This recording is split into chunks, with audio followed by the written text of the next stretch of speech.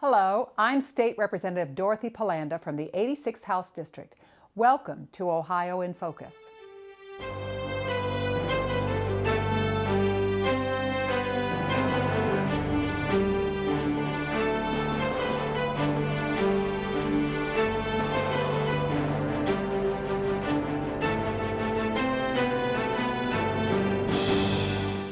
Hello and welcome to this edition of Ohio in Focus, a program that brings state government to you. I'm Brad Miller, and I'm pleased to be joined today by State Representative Dorothy Pelanda, who serves the 86th House District, which includes Union and Marion counties. Representative, thanks for coming back on the show with us. My pleasure. We'll have a pretty short episode today. I think we're going to talk about one bill that you've recently introduced that would change the way we look at drug offenses and driver's license suspensions. It is House Bill 307. Can you give us a little bit of background on that bill? Certainly. House Bill 307 is actually a companion bill to a Senate piece of legislation. And both of these pieces of legislation are focused on reducing or eliminating the mandatory obligation for a judge to take away an individual's driver's license for a drug offense if the drug offense is totally unrelated to driving, or if driving was unrelated to the offense. So, for example, if an individual is arrested for a drug offense on the street or in his home, currently the law provides that the judge must revoke his driver's license for a minimum of 6 months. At the same time, under Ohio's law, a judge is typically imposing probation, reporting to the probation officer, requiring that the offender obtain a job or at least look for a job, attend counseling, and various other things, which are, of course, greatly complicated by the fact that now this individual doesn't have a driver's license. This law would simply remove the mandate that a judge take away the driver's license. The judge would still have the option, if the judge decided based upon the circumstances of an individual case, to revoke the license. But we heard from judges across the state who said that imposing this mandatory sentence is just really crippling, not only for the offender, but for the judicial system. And we believe that this is a good move. So, as it stands now, every drug offense or carries with it a driver's license suspension. Mandatory. And that can still happen under this law. Mm-hmm. What about offenses where a vehicle is used in part of the offense? Then this bill would not affect the current law whatsoever. I would also note that this bill is retroactive in nature, in that once this bill is signed into law, those who are currently having a suspended license for a drug offense in which the vehicle was not part of the drug offense would also be allowed to apply for a reinstatement of their driving privileges. Again, it's discretionary. A judge would not be required to do so. But we've heard from judges across the state that one of the most difficult things under Ohio's sentencing laws are the mandatory nature of so many of the laws that we have right now.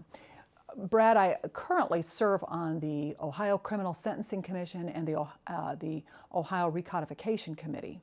And both of these are focused on making our criminal laws clear, in less conflict with each other, and more readable to the general public. And that is quite a task in terms of the voluminous nature of our criminal code section. But I think that this proposal has been met with a lot of support by the Judicial Conference as well as individual judges who overall, with regard to the Title 29 as we call it and the criminal laws in Ohio, really have difficulty with the mandatory nature of certain sentences because it doesn't allow for the judge to take into consideration any of the individual factors in an individual situation. We've talked about these committees on a previous episode as well, so this is another example of something that those committees would be looking at, Yes. giving more discretion, because as it is now, a judge is really boxed in as to what he or she has to do, and this just gives him more discretion. Is that correct? You know, it's really a prosecutor's game at this point, because when you look at mandatory sentencing, whatever the prosecutor has charged that individual with really dictates the case at this point. So yes, I believe in listening to judges across the state who are concerned about giving offenders an opportunity to rehabilitate themselves within the community, and looking at our overflowing prison system. This legislation makes sense, that where the vehicle is not involved in any way whatsoever with the offense, taking away that driver's license really impairs the offender's ability to even comply with the sentence.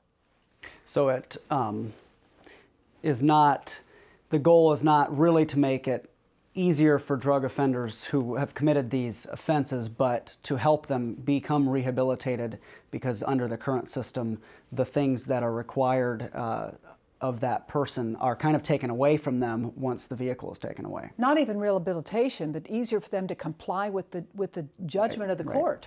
If the court is sentencing them to find a job, sentencing them to attend counseling, and sentencing them to other things that they have to do that require a vehicle, then who is really punished? Well, it's the family. It's going to be the extended family members that now have to take time off work, that now have to take time away from their other obligations in order to ensure that the offender is where they need to be. And some of the sentences require an almost daily form of some kind of compliance. We'll talk just a little bit about process. You just recently introduced this legislation, yes. And you mentioned that there's also companion legislation in the Senate. Can you explain yes. that process and kind of where you see this going in the future? For any law to be signed into effect by the governor, that bill has to successfully pass through both chambers, the Senate and the House. A bill can originate in either chamber, but both chambers have to pass it. So sometimes a strategy in introducing an identical bill in both chambers is to have it operating at the same time for expediency, so that we don't have to start all over again, so to speak, in the second chamber. Now, the challenge of that is that oftentimes the bills begin to be modified through the committee process by amendment, and then you have two bills that perhaps don't look alike anymore. And so that's one of the challenges, and the important thing is for the sponsors of both the Senate and the House version of these bills to keep in constant communication, because when that bill comes over to the other chamber, you want the sponsor to be supportive of those modifications, if possible. All part of the deliberative legislative yes. process. We are going to close with this. We're heading into the tail end of summer, hard to believe, but heading into the fall. You have kept very busy moving around Union and Marion counties and also around the state. Can you tell us about some of the things that you have been active with this summer?